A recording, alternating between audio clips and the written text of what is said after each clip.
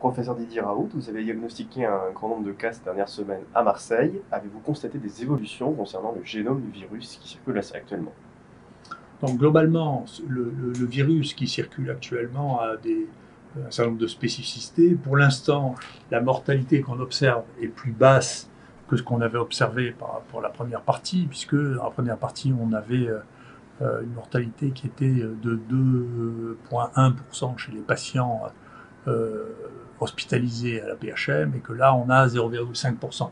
Peut-être que les choses évolueront, mais pour l'instant, on a l'impression qu'on est un peu dans la dynamique actuelle. Vous voyez, sur ces données, encore une fois, toutes ces données, je sais que les gens pensent qu'on peut raconter des histoires. On ne peut pas raconter d'histoires quand on parle de chiffres qu'on est obligé de rapporter à l'ARS, ou que l'assistance publique est obligée de raconter à l'ARS. On ne peut pas inventer les chiffres. Les chiffres sont terribles, ils existent, c'est la seule chose qui m'intéresse. Ici, vous avez ce chiffrage, qui est un chiffrage qui est fait par Santé publique France, et donc d'ailleurs, on a la chance d'avoir maintenant vraiment les données disponibles pour pouvoir travailler à regarder. Vous voyez la mortalité, peut-être qu'elle va, ça c'était il y a 2 semaines, on verra peut-être qu'elle monte de manière très significative dans les trucs, dans les jours à venir. C'est possible. Pour l'instant, ce qu'on a vu, si on regarde maintenant tout ce qui s'est passé depuis le début de l'année, alors j'ai pris Marseille et Paris parce que c'est 2 villes dans lesquelles la maladie a été épidémique. Vous voyez que la mortalité à Marseille, à côté de celle de l'année 2018 ou de l'année 2019, n'a pas été significative dans tout le courant de l'année. Donc il n'y a pas eu plus de morts à Marseille en 2020 pour l'instant qu'en 2018. Donc peut-être que c'est un drame qui s'est passé, mais ça ne s'est pas passé ici, ce drame. Alors c'est peut-être pas partout pareil. À Paris, il y a eu manifestement beaucoup plus de morts. Mais donc il y a une vraie... faut garder, faut raison garder pour l'instant. Il faut s'occuper des gens, il faut les soigner. Et bien entendu, il y a des morts. Mais comme vous voyez ici dans cette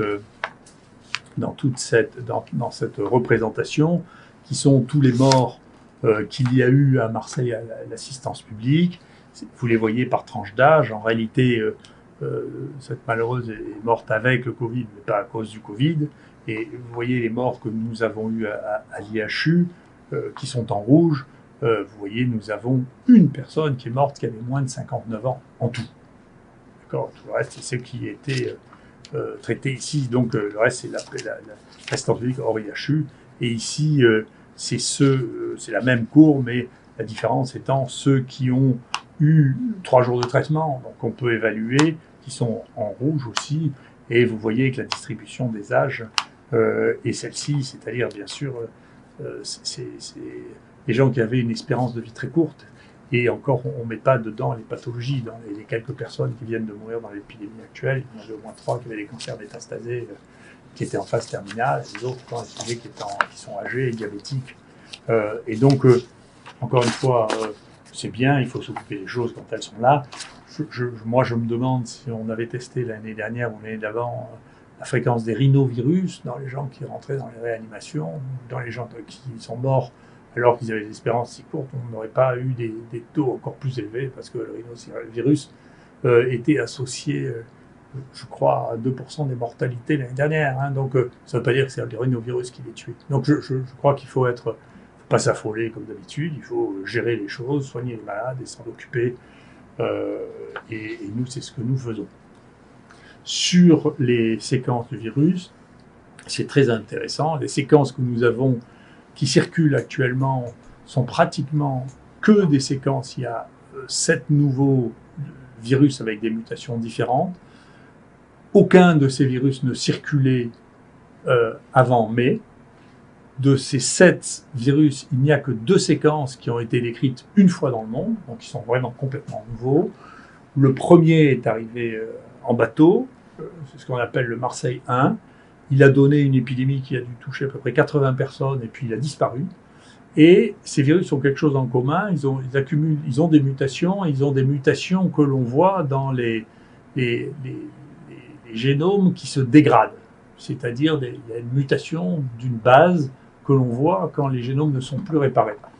Et donc, il y a une augmentation considérable de la variabilité du virus actuellement.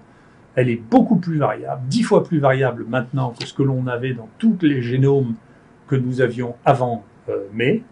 Ce phénomène commençait à se voir fin mai, il y a une équipe qui est en train de le décrire, et donc il y a là quelque chose qui se passe qui est très intéressant et qui montre une évolution différente de ce virus qui mute plus, mais avec apparemment une dégradation qui explique peut-être, si les choses continuent comme ça, une sévérité différente d'un virus à l'autre.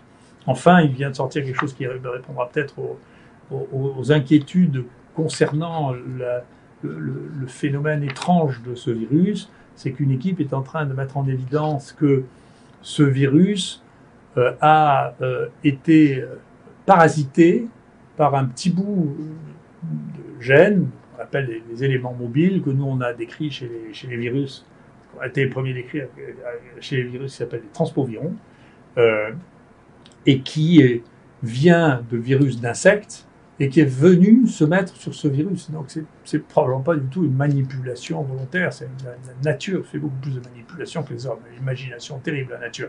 Et donc ce transfert latéral de gènes vers des tout petits virus, comme ça, est quelque chose qui n'était pas décrit clairement. Et donc on retrouve ce petit bout de gène qui se balade et qui parasite les virus dans la nature, dans plusieurs virus.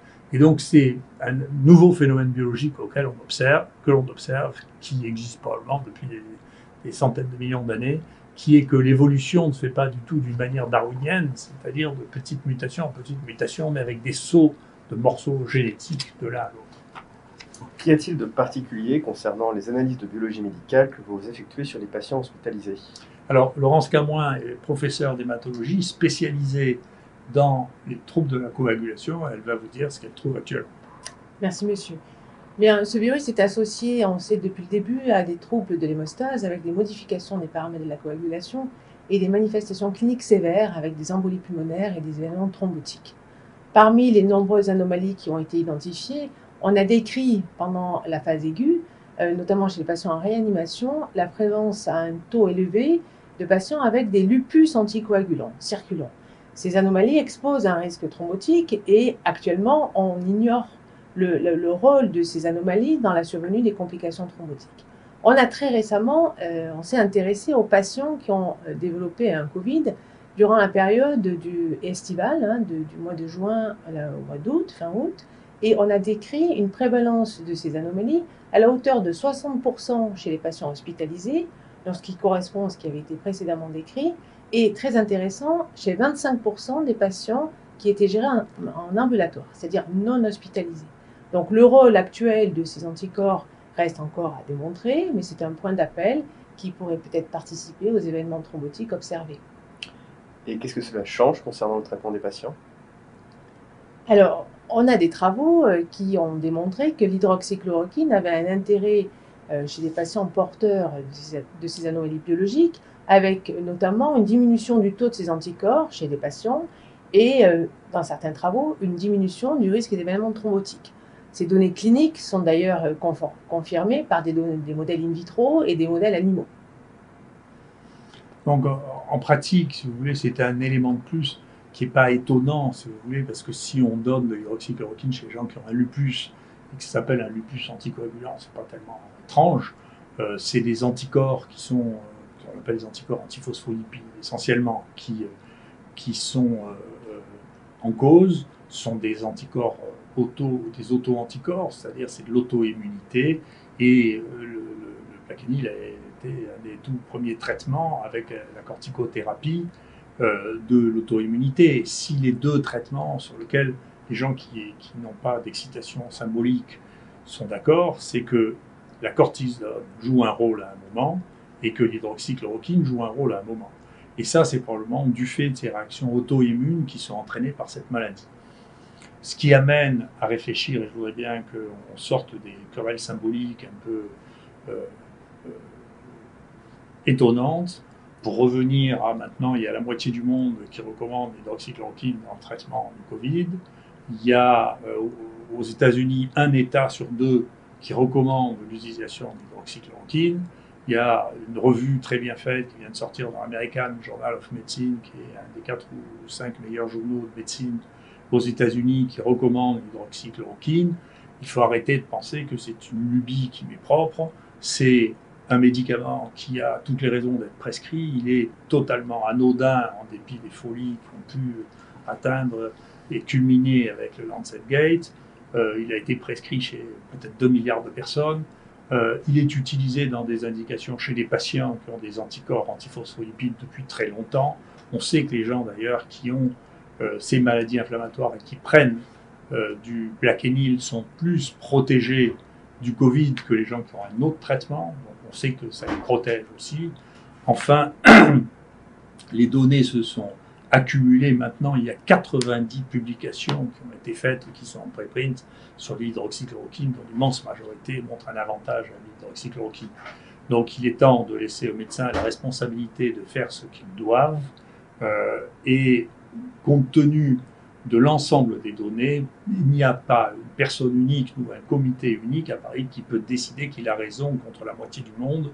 Il faut laisser les médecins faire leur choix, c'est ce que je pense et ce que je continue à penser.